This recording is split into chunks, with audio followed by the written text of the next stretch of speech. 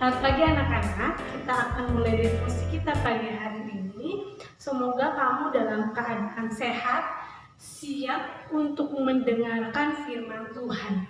Ya, semoga kamu tidak bosan untuk setiap hari bangun, untuk setiap hari membaca merenungkan firman Tuhan bersama-sama. Semoga kamu terus mencintai apa yang Tuhan katakan, apa yang Tuhan inginkan dalam hidupmu setiap hari. Dan semoga kamu lebih mengenal Tuhan dan mencintai Tuhan dalam hidupmu. Ya, hari ini kita akan melanjutkan devosi kita tentang Elisa. Waktu hari Jumat, Pak Almosen sudah bahas tentang Elia.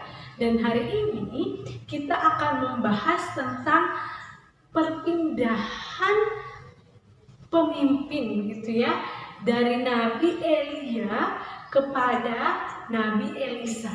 Tapi sebelumnya kita akan menyanyi sama-sama Kasih Yesus indah-indah, oh indah ya.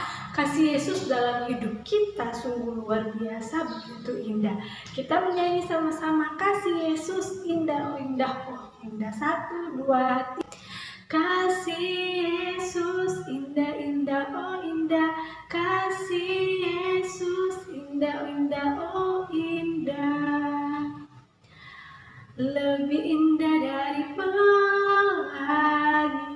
lebih indah dari bintang di langit, lebih indah dari bunga di padang, oh Yesusku. Lebih indah dari pelangi, lebih indah dari bintang di langit, lebih indah dari bunga di padang, oh Yesus. Mari kita berdoa. Tuhan Yesus, mengucap syukur untuk pagi hari ini. Engkau terus menyertai kami, membimbing kami. Sekarang kami akan belajar satu bagian dari firman-Mu. Semoga firman-Mu ini terus mengingatkan betapa Tuhan mengasihi kami dan memberi kami kesempatan untuk terus melakukan yang benar setiap hari. Tuhan, Engkau yang pimpin sertai kami. Semoga firman-Mu ini dapat tertanam baik dalam hati dan pikiran anak-anak-Mu. Terima kasih Tuhan Yesus, inilah doa kami. Dalam nama Tuhan Yesus kami berdoa dan mengucap syukur. Amin. Hari ini kita akan sama-sama belajar dari satu firman Tuhan. Ya, satu firman Tuhan dari 2 Raja-Raja 2 ya. 2 Raja-Raja pasal 2 ayat 1 sampai 25. Semua buka Alkitabnya ya. 2 Raja-Raja pasal 2 ayat 1 sampai ayatnya yang ke-25. 2 Raja-Raja pasal 2 ayat 1 sampai ayatnya yang ke-25. Nah, kita tidak akan baca semua perikop, tapi kita akan baca dari ayat 1 sampai ayatnya yang ke-14. Ya, ini berbicara tentang bagaimana tadi seperti Miss Novi katakan, Ibu Novi katakan dari Elia kepada Elisa. Ya, semua ikuti, baca baik-baik. Miss Novi akan bacakan ya. Elia naik ke sorga. Menjelang saatnya Tuhan hendak menaikkan Elia ke sorga dalam angin badai.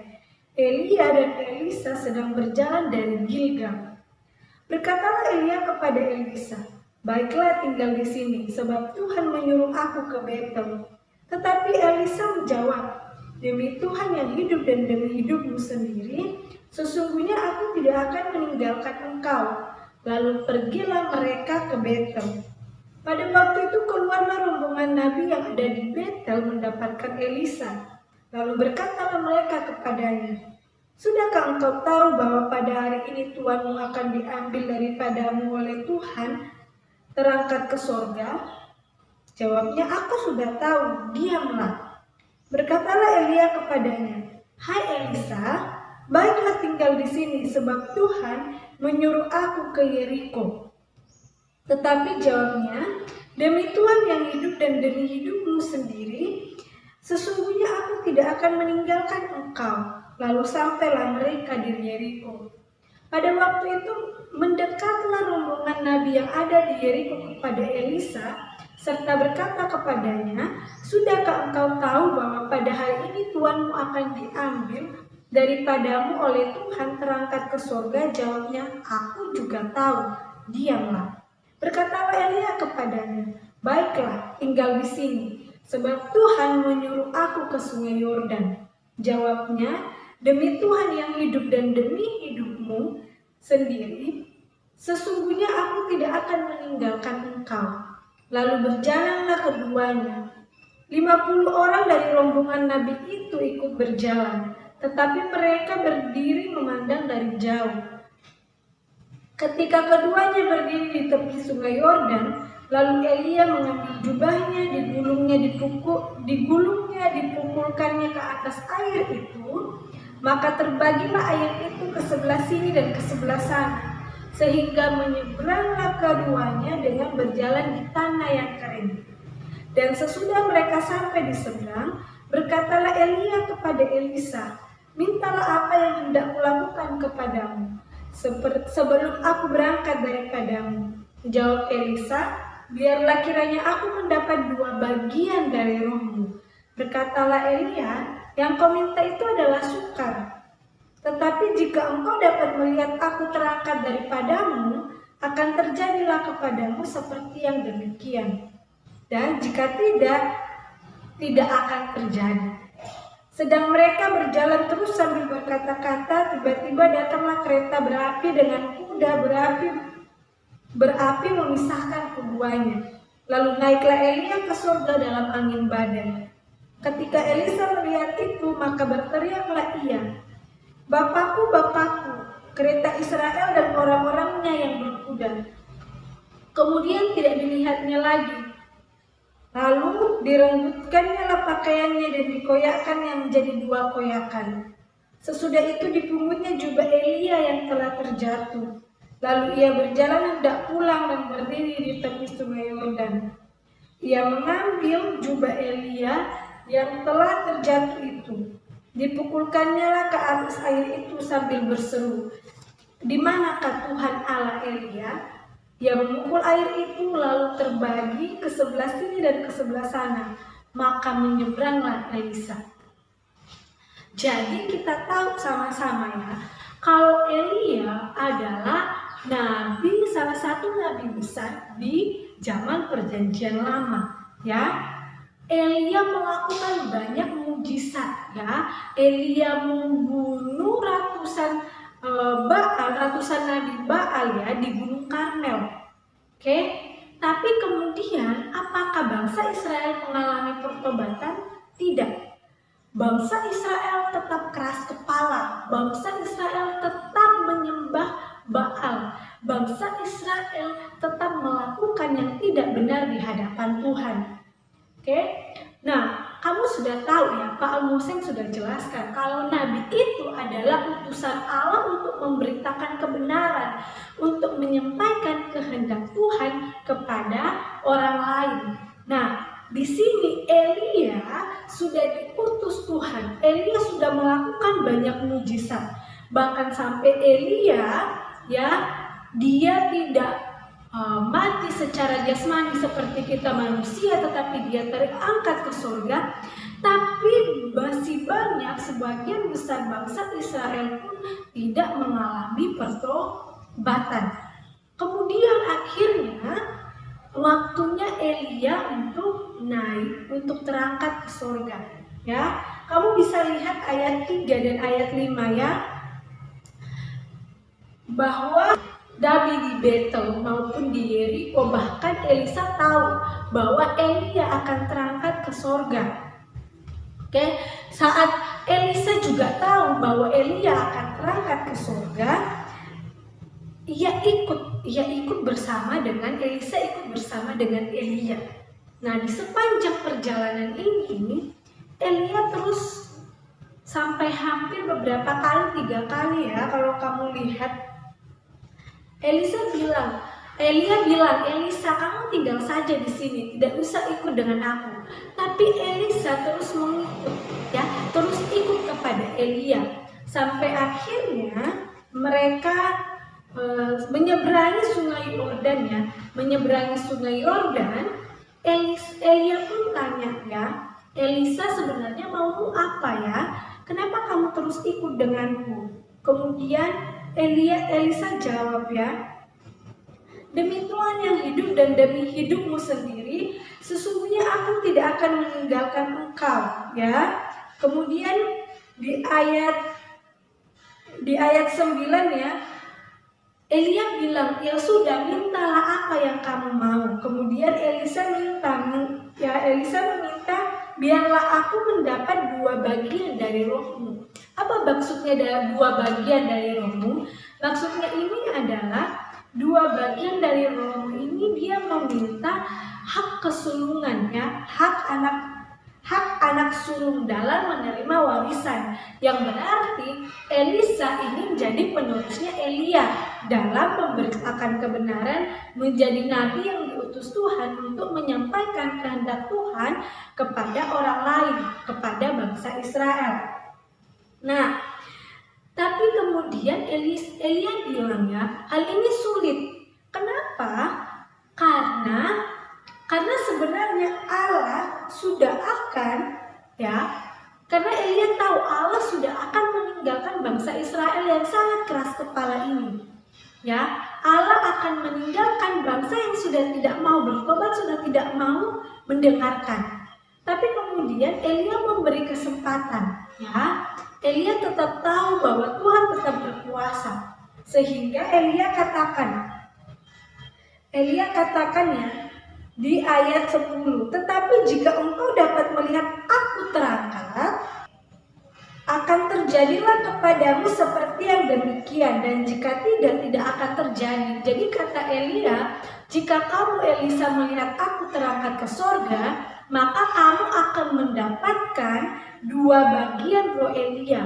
Artinya hak waris, ya, hak anak sulung dalam menerima warisan, yang artinya Elisa menjadi penerusnya Elia. Ketika mereka berjalan, akhirnya Elisa melihat Elia terangkat ke sorga. Kemudian Elisa karena begitu giginya, begitu taatnya mengikuti Elia, akhirnya Elisa melihat Elia naik ke surga, terangkat ke surga, ya. Dan dengan menggunakan kereta, di situ menunjukkan kemuliaan Allah. Akhirnya Elia sudah terangkat ke surga, dan sekarang waktunya Elisa. Ketika dia sudah melihat Elia naik ke surga, terangkat ke surga sesuai perjanjian sebelumnya, bahwa ketika Elisa melihat itu berarti dia akan mendapatkan penerus, dia akan menjadi penerus Elia untuk menyampaikan kebenaran firman Tuhan. Dan akhirnya Tuhan memberikan kesempatan itu. Tuhan memberikan kesempatan kepada Elisa untuk menjadi nabi, memberitakan kebenaran kepada bangsa Israel, dan juga kesempatan kepada bangsa Israel untuk bertobat, ya.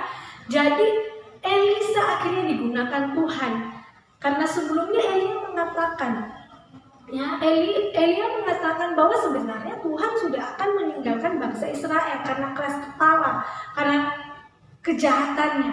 Tapi akhirnya Tuhan kasih kesempatan dengan mengutus Elisa. Dan di dalam perjalanannya, kalau kamu lihat di pembacaan berikutnya, Elisa menyehatkan air di Yeriko, itu berarti Tuhan menyertai Elisa, dan Elisa pun melakukan banyak tanda-tanda, banyak mujizat untuk menunjukkan kepada bangsa Israel kalau bangsa Israel harus mengalami pertobatan. Tetapi bangsa Israel pun tidak mengalami pertobatan. Bangsa Israel pun masih keras kepala. Setiap kemenangan dalam peperangan mereka tidak anggap sebagai wujud kasih Tuhan, wujud penyertaan Tuhan dalam hidup mereka. Tetapi mereka tetap menyimpang daripada Tuhan. Nah, Hanya kaum sisa yang tetap menyembah Tuhan, sedangkan yang lain tetap hidup menyimpang.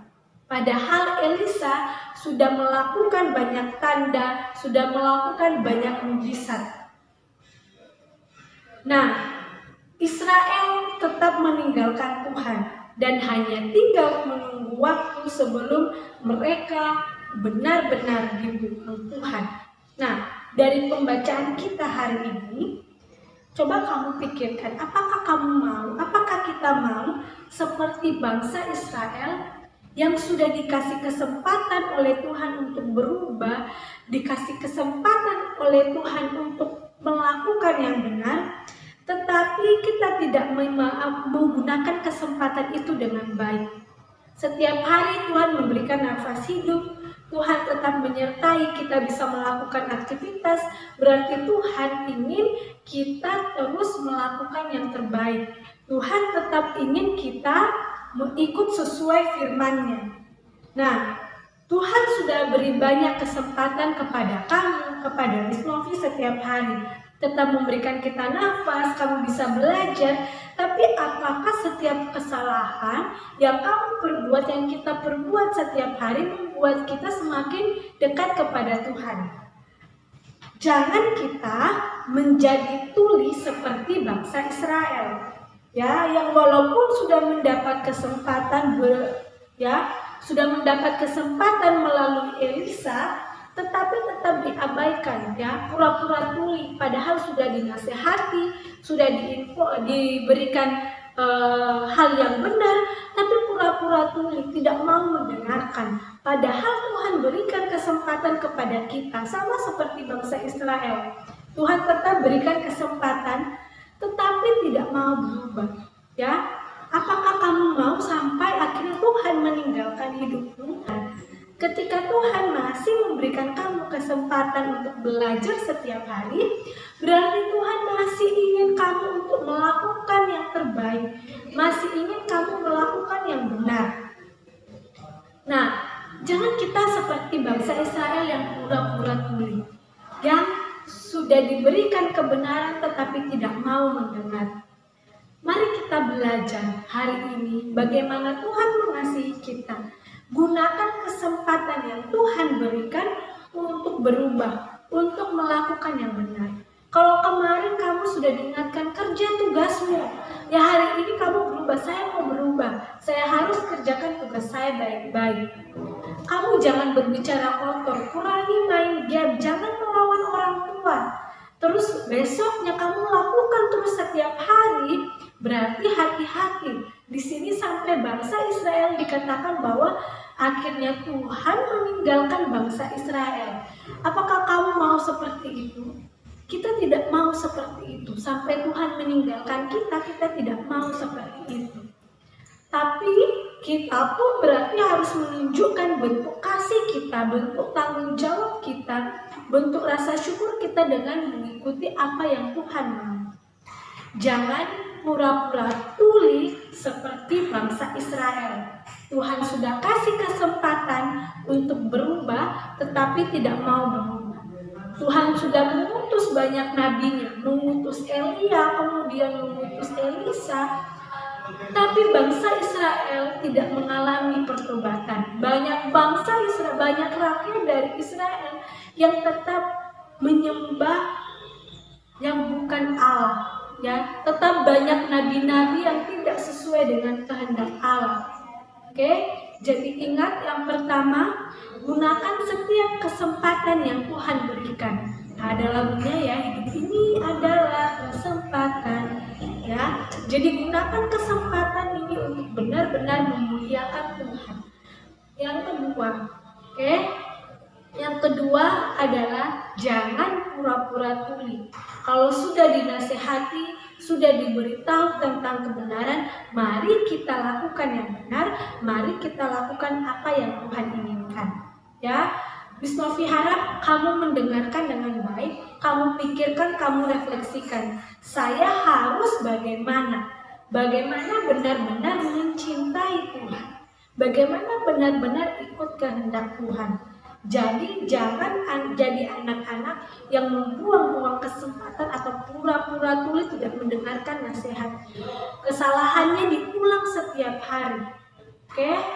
Terus minta hikmat dari Tuhan, minta pertolongan untuk kita terus menjadi anak-anak yang berkenan di hadapan Tuhan. Mari kita berdoa.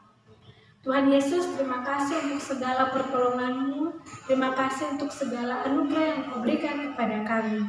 Ajar kami untuk menggunakan setiap kesempatan hidup yang Tuhan berikan dengan baik, melakukan yang baik, dan ajar kami untuk bisa mendengarkan, menggunakan telinga kami dengan baik untuk mendengarkan kebenaran firman Tuhan, merenungkannya dan melakukannya dalam hidup kami. Tuhan Yesus, berkati anak-anak-Mu yang akan lanjut dengan pembelajaran, pimpin dan sertai mereka, yang akan sumatif juga Engkau yang terus sertai Tuhan. Terima kasih Tuhan, adalah doa kami dalam nama Tuhan Yesus kami berdoa, amin. Oke, demikian devosi kita pagi hari ini. God bless you.